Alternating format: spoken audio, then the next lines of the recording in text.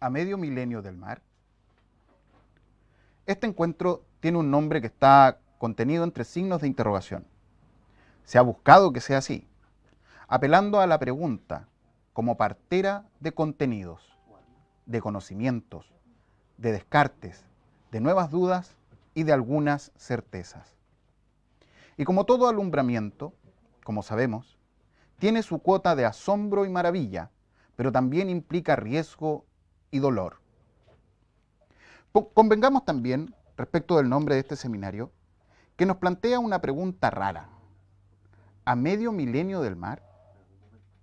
Se alude con ambigüedad a un tiempo medido en años y a una particular geografía, al mar. Un artilugio que nos ubica en una conversación que parece evadir nombres propios como el del Estrecho de Magallanes y que no explicita nada en el año 2020. Es que tal vez sea interesante tomar perspectiva y atender a las edades de una geografía que desafía nuestra efímera presencia en el planeta y la pretensión de ser sus dueños y señores en la medida que contamos años calendario y nombramos y nos apropiamos. Y nadie es dueño de nada. Partamos por la geografía. Leamos las arrugas y las cicatrices de la tierra para construir o esbozar entre todas y todos relatos que den vida a territorios comunes, con la modestia de reconocer que antes que nosotros, otros relatos parieron otros territorios en esta misma geografía y que en el futuro los nuestros se hundirán en el olvido o se volverán irremediablemente obsoletos. Por ahora, enfrentados a la pregunta que nos convoca, invoquemos nuestro derecho al horizonte, a las edades ciegas y siglos estelares, como diría Neruda. Y desde ahí, dispongamos a oír qué aullidos nos traen los vientos helados de nuestro tiempo, qué dolores e infamias susurran en nuestros oídos, especies apaleadas, descueradas, apiladas por toneladas en bodegas de embarcaciones pestilentes, o el llanto indio de la mutilación, el despojo y la muerte despiadada. Esta debe ser la hora de pedir perdón y prometer nuevos lenguajes para derroteros nuevos. Pero también hagámonos cargo del destumbre fractal de los hielos, de las aguas torrentosas, de las quietas y apacibles, del latir delicado de todas las demás especies con las que compartimos la vida en un rincón austral del planeta azul. Y todo parece invitarnos a la vida, al buen vivir, a pesar de esta coyuntura de pandemia. Crear y recrearnos, preguntarnos y tener el arrojo de enfrentar respuestas y formular nuevas preguntas. Desde el lenguaje de las distintas disciplinas creativas, desde una ciudadanía diversa, es la invitación que nos hace la Seremía de las Culturas, las Artes y el Patrimonio para estas 2 jornadas de seminario. Muy buenos días, sean bienvenidos y bienvenidas a esta primera jornada del seminario denominado A Medio Milenio del Mar. La Seremía de las Culturas, las Artes y el Patrimonio de la región de Magallanes y de la Antártica chilena agradece vuestra asistencia e interés por compartir durante 2 jornadas reflexiones y experiencias desde las artes, el patrimonio, la ciencia, las políticas públicas y la ciudadanía, en torno a lo que significa hoy habitar este territorio en el marco de la conmemoración de los 500 años del paso de Hernando Magallanes por este accidente geográfico que hoy lleva su nombre. Saludamos y agradecemos la presencia de Consuelo Valdés Chadwick, ministra de las Culturas, las Artes y el Patrimonio, a Catherine Ibacache Calderón, Seremi de las Culturas, las Artes y el Patrimonio de la región de Magallanes y la Antártica chilena, demás autoridades que se han conectado y están presentes vía streaming, a todos y todas quienes han decidido participar de esta conexión. Nos acompañará durante el seminario Luis Navarro Almonacid, quien traducirá e interpretará las exposiciones al lenguaje de señas. Invitamos ahora a la señora ministra de las Culturas, las Artes y el Patrimonio, Consuelo Valdés Chadwick, a hacer uso de la palabra y dar por inaugurado este seminario. Muchas gracias, muy buenos días. Saludo a señora Jennifer Rojas, intendenta de la región de Magallanes, a Catherine Ibacache, Ceremi de las Culturas, las Artes y el Patrimonio, felicitarla por la iniciativa, a Cristian Formoso, escritor y académico de la Universidad de Magallanes, a amigas y amigos que se han unido a este encuentro por medio de las redes sociales del Ministerio de las Culturas, las Artes y el Patrimonio. Permítanme empezar felicitando las inspiradoras metáforas y palabras de quien me antecedió con la palabra. ¿Cuáles son las corrientes que se entrecruzan en este mar del estrecho? ¿Cuál es la fuerza que selló de sabiduría ancestral a sus primeros habitantes que ya hace 10.000 años aprendieron a vivir esta tierra en comunidad con la naturaleza, cambiando la perspectiva científica de todo el mundo? ¿Cuál es la fuerza que nos invita a revisitar estos hitos a 10.000 años, a medio milenio? ¿Cuál es la fuerza que se vuelve inspiración para artistas, intelectuales, científicos y cultores del fin del mundo? ¿Cuáles son estas fuerzas? Recordar es reflexionar. Después de todo lo que hemos meditado a raíz de esta conmemoración, que en lo personal ha sido un verdadero aprendizaje, créanme, yo creo que la respuesta no está en otra parte, sino que en la innata voluntad del ser humano de dar curso a un proyecto que dote de sentido a la vida, a su vida. Uno que le permita trascender a sus propios intereses como individuo y lo haga sentirse parte fundamental del todo, que lo dote de identidad y de pertenencia. Ese mismo ímpetu que nos mueve a proyectarnos en lo que queremos ser y como hoy, a mirar medio milenio más adelante también, a través de la creación, la innovación y el pensamiento. De cara al futuro, desde esta conjunción única y magallánica, creo que este hito solo debe aspirar al máximo logro, simbolizar la unión de las historias de nuestras culturas, diversas y fecundas, y desde ese encuentro podamos ver juntos el proyecto que queremos construir como país. El presidente Sebastián Piñera quiso realzar este acontecimiento creando el Consejo Asesor Presidencial 500 años, en el que he tenido el privilegio de ocupar la vicepresidencia en mi calidad de ministra de las Culturas, las Artes y el Patrimonio.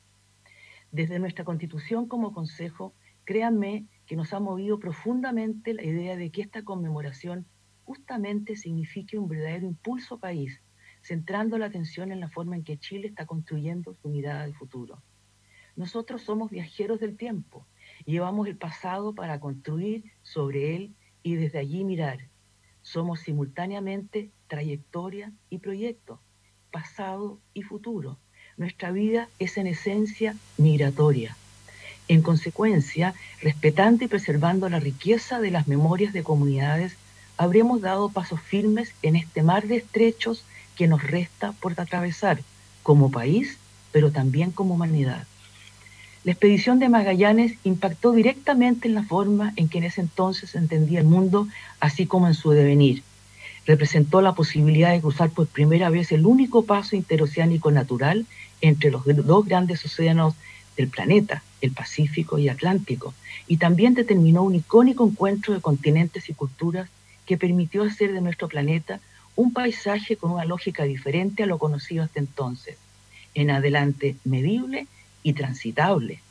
Así, esta primera vuelta documentada del mundo también significó el nacimiento del concepto globalización. A partir de entonces, nada fue igual. Pero junto a su impacto mundial, también lo hizo de forma fundamental en la identidad que compartimos, como también explica el Premio Nacional de Historia Mateo Martinich. El paso por el Estrecho Magallanes es considerado el nacimiento de nuestra nación, porque establece el inicio de la conciencia geográfica e histórica de Chile. Aún más, queda fijada la figura geográfica de nuestro continente.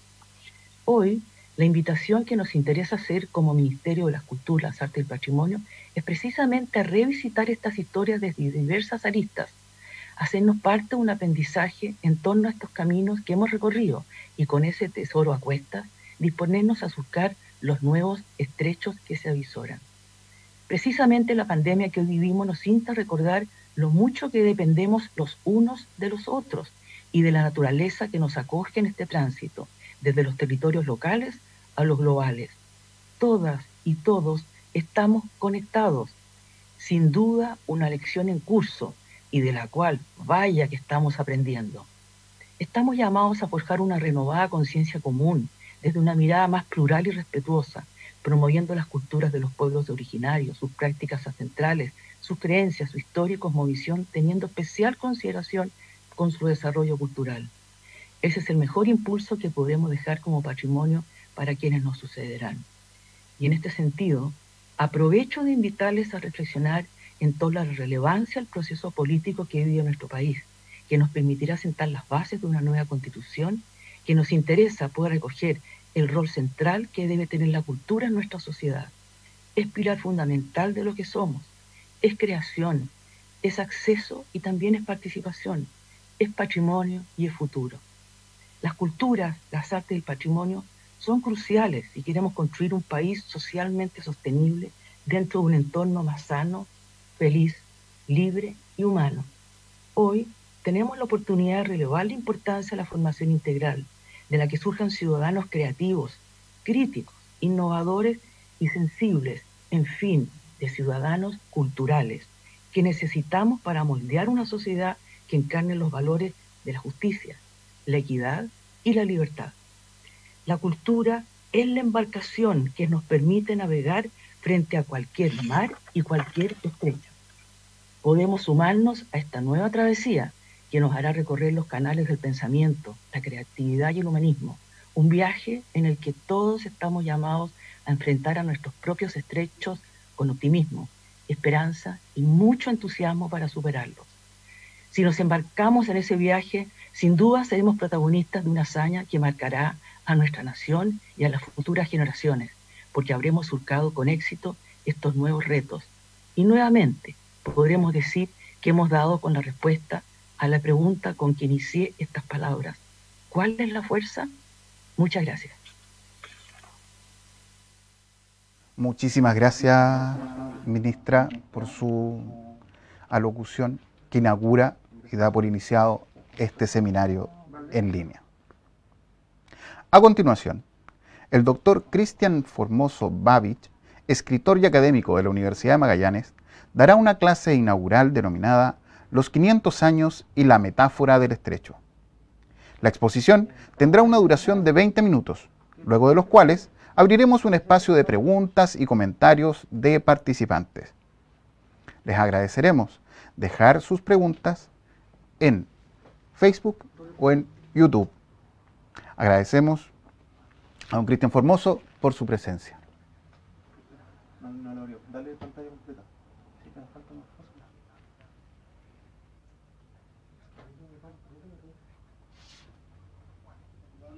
A la ministra, a la seremia, a las autoridades, a las y los artistas, a los académicos, académicas, a los y las estudiantes, a las personas del público que nos acompañan, ¿no? Y partir saludando también la manera de pensar en este momento el tono, la interrogación y el sentido de esta actividad. Qué buen título y qué buena idea ponerlo entre signos de interrogación. A medio milenio del mar es un verso, ¿no? De 9 sílabas, ¿no? A medio milenio del mar, ¿no? Claro, porque este medio milenio de mar, estos 500 años, inevitablemente, sin duda, que marcan un hito determinante de muchas maneras. Pero se trata de una ocasión tan lábil, tan resbalosa, que ha convocado, no sin razón, tantos signos de exclamación en torno a ella, ¿no? Sin querer cancelar. Esa es nuestra pantalla final en este momento. Por cambio. Pero lo importante es la presencia y la función de los signos de interrogación. Lo importante es que no nos estamos viendo nosotros en la versión final de Facebook. Sino aquí y hoy. Claro, yo no me estoy viendo, no estoy viendo la cuadrilla. Primero, en términos de significado de impacto global. No se escucha. Bastante bien.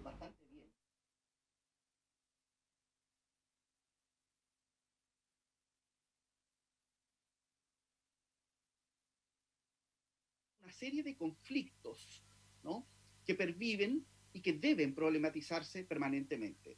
Todo esto y un poco más es lo que se va a abordar aquí, ¿no? Pero es que esto ha dado también un poco para todo. He leído desde que la fecha abre una puerta para pensar cómo serán los próximos 500 años. Yo felicito ese optimismo, ¿no?, pensando en los últimos meses nomás, ¿no?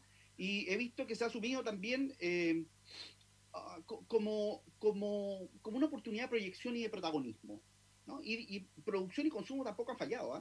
Chocolate, cerveza, souvenirs, ¿no? Y bastantes libros, algunos con el año 1520 bien grande y marcado la tapa junto al nombre del autor, al autor, ¿no? Unas cosas muy buenas y algunas de escaso aporte también, hay que decirlo. O sea, quiero decir que ha habido intereses múltiples. Y está ok, ¿no? Cada uno sabrá. En lo concreto, la actividad, la bajada de la lectura a la práctica, cuando no fue cancelada, fue transformada por la pandemia. Y de prueba este mismo seminario, ¿no? Lo estamos haciendo así online. Las actividades oficiales, se habló hasta de visita de Reyes, se suspendieron o modificaron drásticamente en su mayoría. Y es curioso, ¿no? Que la pandemia ha hecho que el revival del acontecimiento, esto que estamos haciendo ahora, se parezca mucho al acontecimiento mismo. ¿En qué sentido?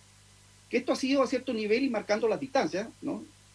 Casi como una performance del viaje de Magallanes, navegando con pantallas, claro, marcados por el encierro y con una incertidumbre a nivel vital que ha sido demencial, ¿no? Si estiramos la analogía y hacemos uso de un humor un poco agrio, un poco oscuro, ¿no? Y entramos en modalidad pigafetta, diríamos que casi como si la divina providencia hubiera concedido el espacio de lectura necesario. ¿Qué quiero decir con eso? Lejos de las celebraciones y la pompa y mucho más propenso a un tono de reflexión. Y eso calza no solo con la pandemia, sino con la latencia de las manifestaciones post-18 de octubre de 2019, ¿no? O sea, el nivel reflexivo y discursivo en este contexto se ha vuelto mucho más pertinente que el pomposo. Hoy es definitiva y fuerte la idea de leer el hecho con la cautela consciente y necesaria que demandan los temas complejos y llenos de aristas dolorosas como este, más que hacerlo con un ánimo celebratorio. Porque se trata en definitiva de una oportunidad de ejercicio de la memoria y de reconocimiento de las múltiples contradicciones y nudos que nos constituyen. Y lo importante ante eso es pensar, enunciar, leer, escribir, hacer, crear, en ningún caso cancelar. Por eso me gustan y me quedo, ¿no?, con los signos de interrogación. Entonces, lo que voy a hacer es compartir este texto que escribí el año 2017 y que titulé Los 500 años y las metáforas del estrecho. El texto del archivo de la publicación de ese año está disponible en el sitio web de este seminario y pueden descargarlo allí y leerlo completo. Lo que voy a hacer es contar un poco el origen y de qué va este texto, y vamos a recorrer juntos algunos fragmentos de él y voy a compartirles la pantalla. A ver.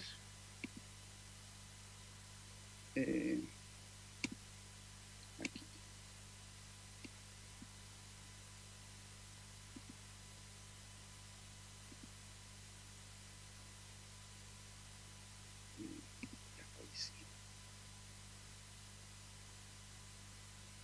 Ahí sí, ¿no? Entonces, este texto, ¿no?, se llama Los 500 años y la metáfora del estrecho, que quizás debería llevar ahora como subtítulo después de 3 años, porque se publicó en 2017, ¿no? Y un experimento fallido, ¿no? Y también con signo de interrogación, y un experimento fallido, ¿no? Y o algunos niveles de colapso, también podría ser ese el subtítulo, ¿no? Y por eso voy a comentar ambas esferas del texto, ¿no? Eso experimental y fallido, con un signo de interrogación, y también de lo que aún puede sostenerse más transparentemente del texto, como les decía, desde el signo de interrogación que me gusta, desde ciertas palabras que me gustan y que marcan el sentido profundo de la composición. Y voy a espero dedicar un tiempo más a eso, que es lo que más me interesa. Pero primero partamos por el origen de este texto. La idea de escribirlo no fue mía, y porque está en un acta de una de las reuniones de la Comisión 500 años, convocada por el Consejo de la Cultura en ese entonces, hablamos de 2017, comisión que estuvo integrada por alcaldes de la región, gestores culturales, representantes de museos, organizaciones comunitarias indígenas y artistas. Ahí, en una de esas actas, que fueron 6 en total, aparecía la idea de escribir un manifiesto por los 500 años. Cuando el Consejo me lo encargó, les dije que escribiría no un manifiesto, que es, como dice el diccionario, un escrito donde se hace, ¿no?, declaración pública de doctrinas, propósitos o programas, es decir, que es un texto que articula un horizonte más o menos cerrado de posibilidades. Por el contrario, pensé en escribir un texto que a partir de las ideas que están en esas actas de esas reuniones, buscara fundamentalmente abrir un horizonte de interrogaciones. Y ese es el texto, ¿no? Quizás el único momento preceptivo que me permitía asumir, tiene que ver con el uso de la palabra descubrimiento en este contexto. Y esa palabra tiene que ver a su vez con el sentido experimental o performático del texto. Voy a partir leyendo ese fragmento, que ya es el cuarto párrafo. Yo voy a ir compartiendo aquí en la pantalla. Si para ustedes la letra es muy pequeña, yo voy a ir leyendo, así que no se preocupen. Si pueden leerlo también está muy bueno, ¿no? Leemos juntos. Entonces, pero la palabra descubrimiento, y esa palabra tiene que ver, como les decía, con el sentido experimental o performático del texto, ¿no? Es el cuarto párrafo para entrar a la explicación de qué quiero decir con esto de experimental. Y se los leo. Habría que recordar siempre disociar la palabra descubrimiento del paso de Magallanes por el estrecho. Porque decir que Magallanes descubrió el estrecho no solo es poner la mirada que viene de Europa en la génesis exclusiva de nuestro propio universo, sino borrar una vez más la mirada y los saberes de 500 generaciones anteriores de seres humanos que miraron, ¿no? Y habitaron y siguen habitando los espacios de este estrecho. Primero quiero señalar que extendí ese sentido prescriptivo que determina, que norma, quiero decir, al uso hegemónico de la palabra en este contexto y no a sus posibles resignificaciones, ¿no? De hecho, el verbo descubrir, así, con viajes y en ese ámbito, ha tenido en diferentes momentos a lo largo de la historia connotaciones varias acepciones, ¿no? Hay un artículo que les puedo recomendar en el número 33 de la revista de Letras de la Universidad Católica, Análisis de Literatura, un artículo de Mauricio Neto que se llama, que habla sobre los descubrimientos, entre comillas, descubrimientos del estrecho, y que explora en un momento esos cambios de sentido. Pero eso no altera en nada cuán complicado y hasta ofensivo resulta que hoy se siga utilizando esa palabra tal cual. Pensemos que esto se discutió el año 1992, que tampoco es nuevo, y que a propósito de estos 500 años se ha seguido usando, porque he visto en el último tiempo una serie de calendarios, suplementos periodísticos, videos, ¿no?, que continúan usando la expresión, el descubrimiento del estrecho. Y entonces habría que preguntarles a quienes usan esa palabra, ¿qué saberes respecto del territorio de Magallanes, ¿no?, y la experiencia humana aquí, y desde aquí estamos valorando, ¿no?, reproduciendo, y cuáles estamos borrando, ¿no? También si verdaderamente no se dan cuenta ahí de ese problema, o si les preocupan estas cosas, o acaso no, ¿no? ¿Acaso no les importa? Entonces, eso es lo que inspiró el carácter experimental y performático del texto.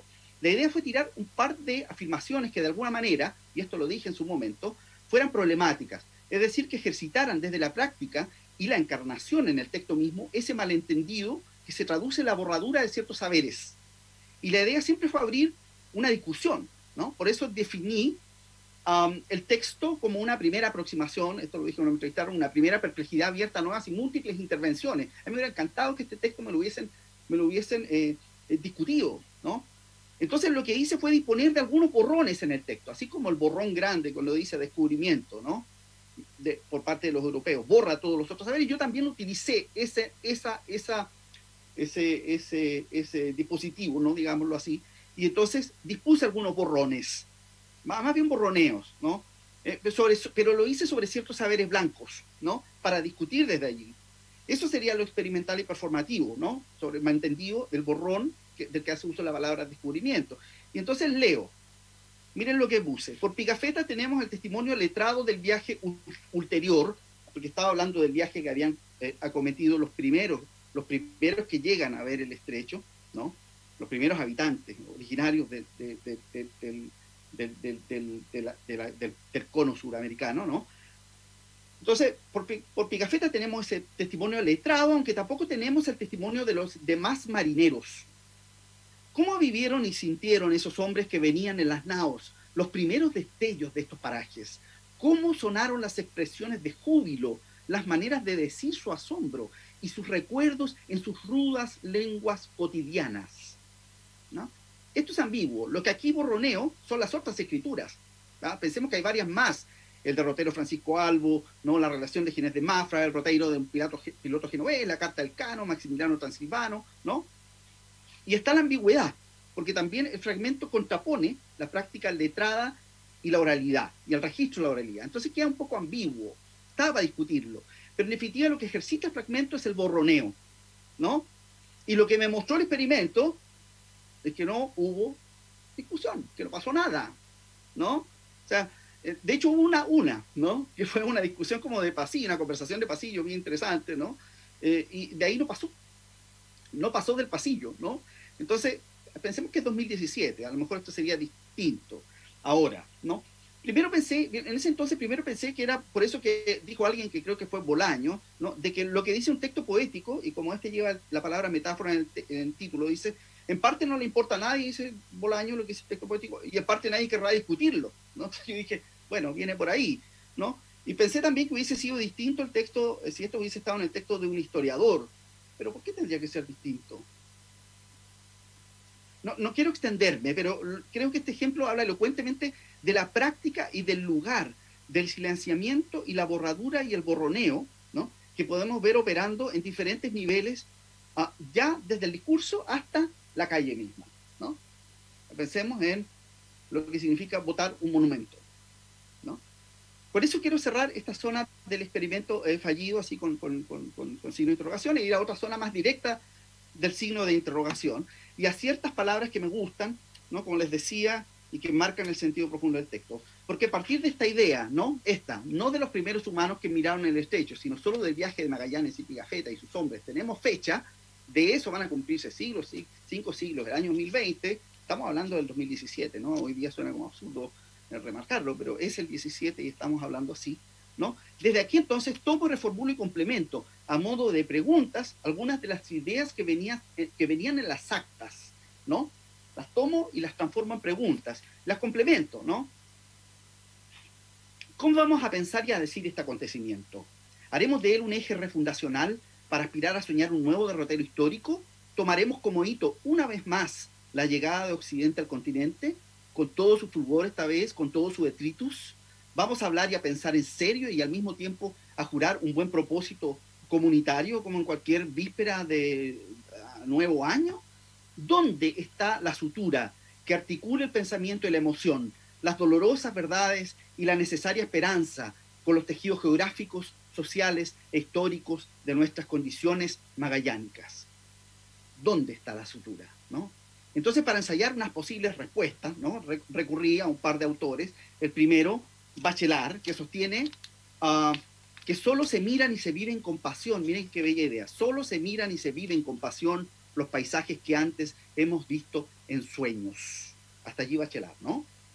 Y porque el paisaje de sueños es la materia más honda de nuestra cosecha, este estrecho y sus orillas han sido en parte, sueño, en parte tránsito y en parte destino, vivido con pasión por quienes han cosido y ofrendado su mirada a los límites de la vida y del extremo sur, ¿no? Caos y calma, vaivén de un viaje interminable, la historia de nuestro estrecho y de nuestros grandes navegantes en barcos y en canoas, con sus tumbos y gestas y tragedias, bautizadas o anónimas, escritas o orales, sabidas o olvidadas, no comenzó hace 500 años.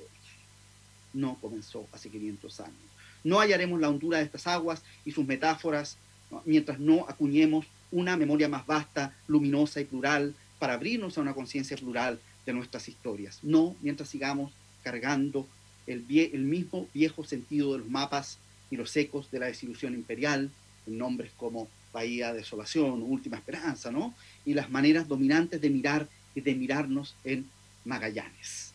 Gabriela Mistral, para mí, en ese contexto, el del sentido de los mapas, los ecos de la disolución imperial, las maneras dominantes de mirar, nos ofrece un camino y una evolución paradigmática y total en su experiencia del paisaje magallánico. Pensemos en Desolación, cuando ella llega aquí en 1918 a dirigir un colegio dividido contra sí mismo, ¿no? Y a chilenizar, ¿no? Aquí es donde el extranjero superabunda, dice el decreto, ¿no? Entonces, miremos cómo mira allí, ¿no? La bruma espesa, eterna, para que olvide dónde me ha arrojado la mar en su ola de salmuera.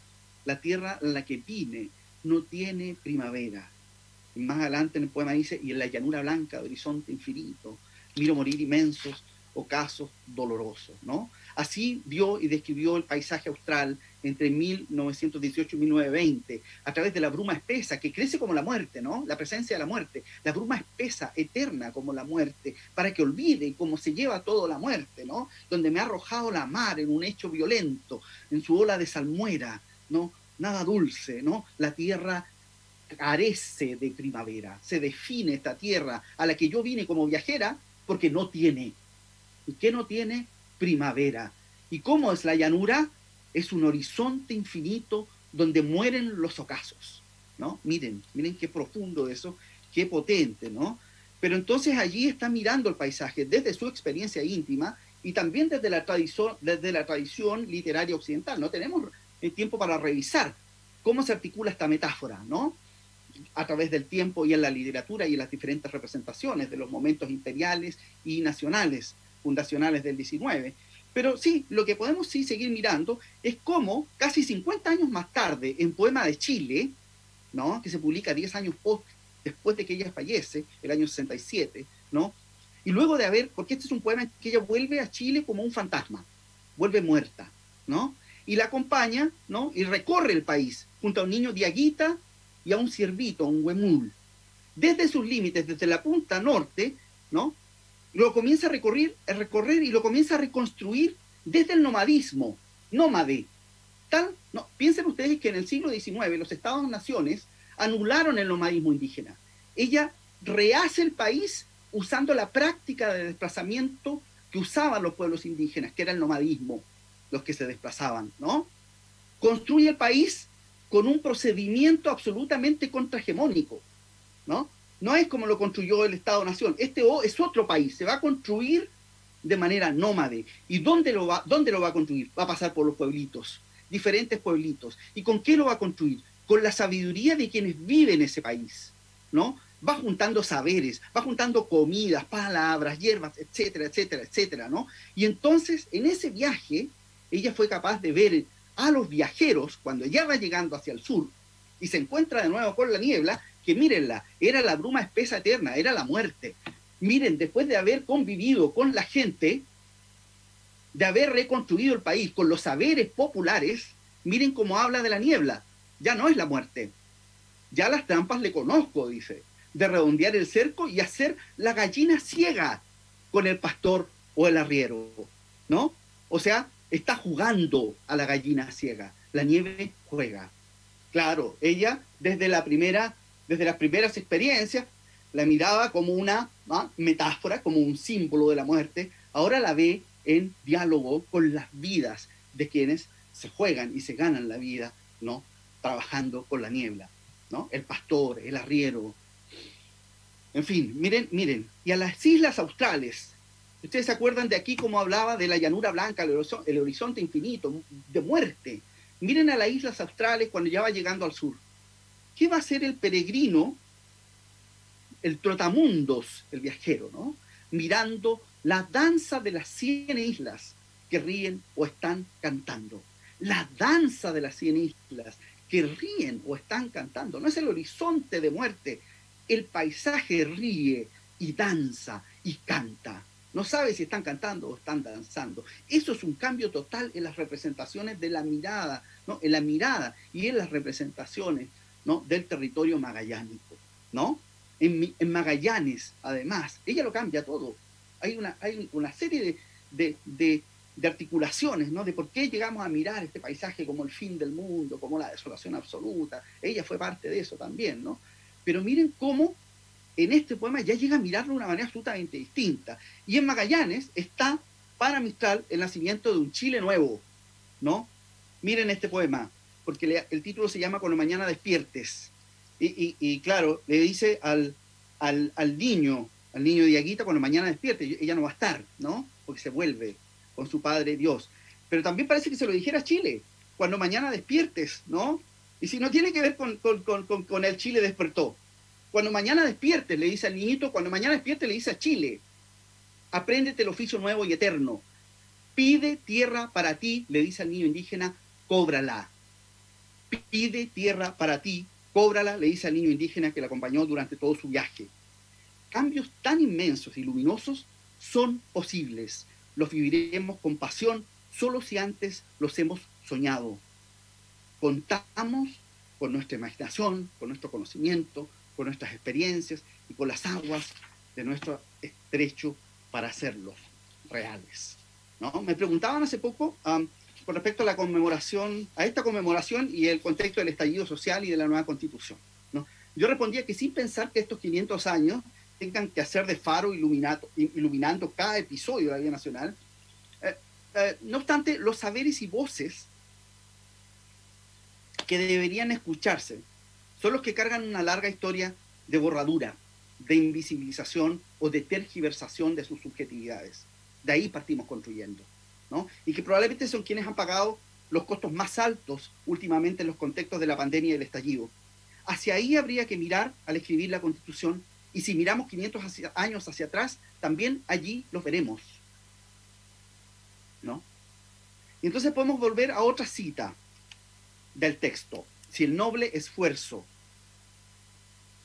por obtener los derechos humanos fuese adoptado con toda lealtad, decía Mistral en 1956, sería el mayor triunfo entre los alcanzados en nuestra época. Y podemos terminar ya con la última, tal como termina el documento, ¿no? Conjurando con Señor Peirce, este poeta francés, premio Nobel, que se dice que escribió su poema Vientos, ¿no? Al pasar por el estrecho, y que aún lo escribe en un viaje permanente por las lindes de estas costas. Digo, habría que conjurar, ¿no?, la apertura siempre y el sellar nunca de estos estrechos, por cercanos y hondos y compartidos desvelos. Miren el verso de Señor Peirce. Ustedes, las que limpian a los muertos en las aguas madres de la mañana. Ustedes, las que limpian a los muertos en las aguas madres de la mañana. Laven también la faz de los vivos. Laven, oh lluvias, el rostro triste de los violentos. Eso por mi parte.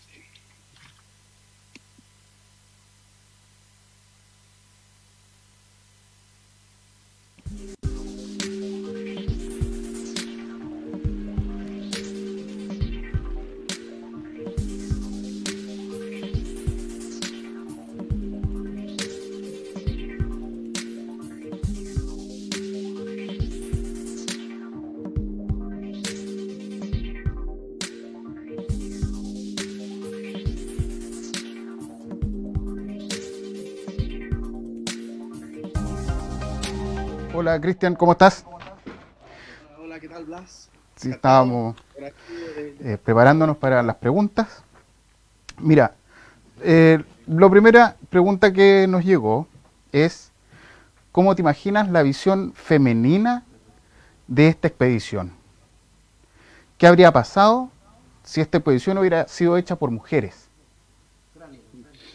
Qué buena pregunta, ¿eh? Una pregunta muy interesante, pero yo no quisiera hablar por la mujer. Yo creo que no tiene... podría ser yo el ejercicio, ¿no? Hacer un ejercicio de imaginación, y sería no más que eso, ¿no? Yo creo que sería interesante que esta pregunta se la hagan a alguna mujer dentro del panel, ¿no? Yo creo que sería muy interesante que una mujer diga, ¿por qué tendría yo que hablar por una mujer, como lo ve? Yo creo que la persona que debiera contestar esto es una mujer, ¿no? Y yo puedo pensar que sí, sería distinto, absolutamente distinto. De hecho, el móvil del viaje hubiese sido distinto, o quizás no lo sé.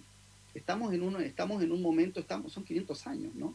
¿Cómo entrar en la conciencia de una mujer con tan poco registro, ¿no?, de la escritura, del pensamiento de la mujer en esa época, ¿no? Conocemos todos los problemas que hay con eso, ¿no? Y lo que el mayor registro que tenemos son cartas y textos de monjas, ¿no? Sabemos que el convento era un espacio para la producción del pensamiento. Tenemos a Sor Juana, maravillosa, ¿no?, que trabajó desde el convento intelectualmente, las preguntas que la motivaban, ¿no?, y los poemas que nos dejó. Entonces, eso es lo que podríamos empezar a pensar, a tomar desde allí. Hay algunas otras fuentes a las que podríamos recurrir, pero a mí me gustaría que esto se lo imaginara una mujer. Mira, en esa misma línea, comentan que Patricia Cerda, en su novela Bajo la Cruz del Sur, aborda los temas que tú acabas de exponer. ¿Conoces esa obra? ¿Has tenido oportunidad de leerla? Claro, yo sé que Pavel la presentó, creo, no recuerdo bien, Pablo Yarzún la presentó, mi amigo Pavel, y sé que ella la publicó este año. Evidentemente se abordan, hay que leerla, ¿no? Me parece interesante leer los abordajes. Esta es una novela que se publica este año, este texto se publicó el año 2017, ¿no? Entonces allí han pasado algunos años, ¿no? Y sería interesante. Y yo la novela que les puedo recomendar absolutamente es una novela que se llama Maluco, ¿no? De Napoleón Bachino Ponce de León. No es que no esté recomendando la de Patricia, la recomiendo, ¿no?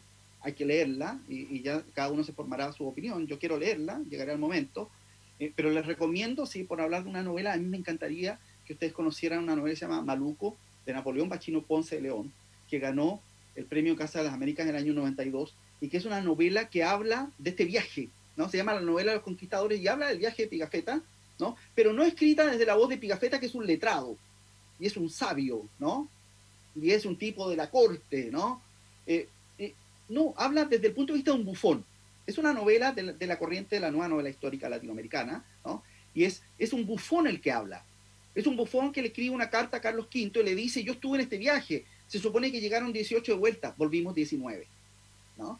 Y le dice, claro, ¿y por qué me sacaron a mí de esta lista? Porque yo hice una broma, ¿no? Y no le gustó a Manuense, no le gustó que yo lo tomara para el deseo, y entonces, pero yo le voy a contar la verdad, la historia de cómo yo la viví. Y entonces esa novela cuenta todo el viaje desde la perspectiva del bufón, ¿no? Que además es la figura del loco, que es el que puede decir en la corte lo que nosotros no pueden, lo que los otros no pueden decir, ¿no? Y tiene una imagen maravillosa hacia el final, cuando le dice a Carlos V, miren, yo te voy a ir a buscar, tú, por favor, dame una, que era muy común, ¿no? Escribirle a los reyes para pedirle que les dieran recompensas por los servicios, ¿no? Hay muchos textos así, maravillosos, en muchos casos. Pienso en Álvaro Núñez Cabeza de Vaca, Los naufragios, es un libro maravilloso también para leer. Pero entonces le dice, te voy a ir a buscar cuando estemos viejitos, te voy a llevar del brazo, vamos a andar juntos, vamos a ir. Es una novela preciosa, ¿no? Y porque además el sentido del humor que hay allí, ¿no? Y ahí hay presencia de mujeres en el barco, ¿no? Si volvemos a la primera pregunta, ahí hay presencia de mujeres en el barco, ya, pero tienen que leerla, no les quiero adelantar más. Cristian, ¿qué importancia tiene el estrecho en tus propias creaciones? Esta es una pregunta que envían desde la Secretaría Regional de las Culturas, las Artes y el Patrimonio. Sí. El estrecho es la cicatriz, ¿no? El estrecho es que en el fondo tiene la falla, ¿no? El estrecho que es el viaje, ¿no? Que son las aguas, que es la metáfora, ¿no? Que es el lugar por el que amanece, ¿no? en nuestra ciudad, a diferencia de lo que pasa. Entonces, para mí es vital. O sea, es la cicatriz, ¿no? Que llevo cosida a mi subjetividad, a mi experiencia, a mi vida, y siempre que he salido de Magallanes, ¿no? He salido para volver. Cuando estoy aquí vuelvo para salir, ¿no? pero es el vaivén propio del estrecho también. Entonces, para mí es mi cicatriz. La última pregunta que nos llegó justo cuando estabas respondiendo, y es, a tu juicio, ¿falta iconografía urbana que releve el estrecho o es insuficiente? No, yo creo que siempre, ¿por qué es insuficiente? Porque no nos podemos quedar con una, ¿no? O sea, esto lo decía en el texto, hay que repensar, hay que problematizar constantemente. Y la ciudad está cantando, qué bien, cantando, y cambiando permanentemente. Por tanto, hay que seguir pensando, hay que seguir acuñando. No sé, y yo me celebro de ser amigo de Óscar Barrientos y de ser su lector, me felicito como lector. Y allí hay una mirada sobre la urbanidad magallánica, ¿no? Entonces, allí lean a Óscar, miren, ahora va a salir pronto una novela de Alberto Aguilar que se llama La ciudad subterránea.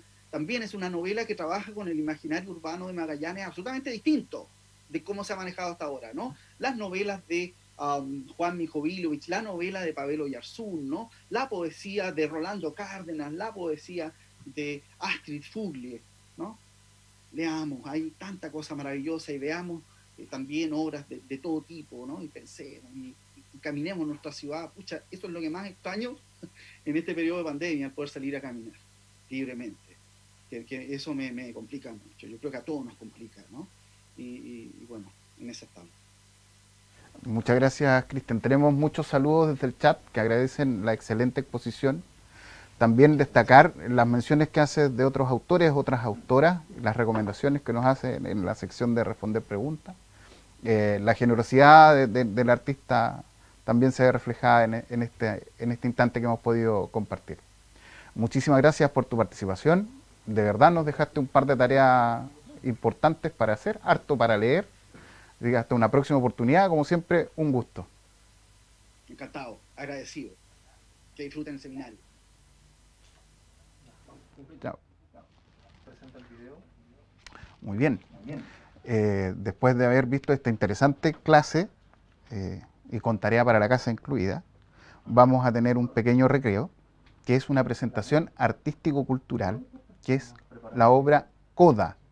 La música es de Nicolás Prieto Bamonde, la realización del video es de Pablo Quesada. Esto es parte del proyecto Itinerancia Virtual Regional. Los invitamos a escribir sus preguntas, comentarios, tanto por Facebook como en YouTube. Nos vemos a la vuelta de esta presentación artístico-cultural.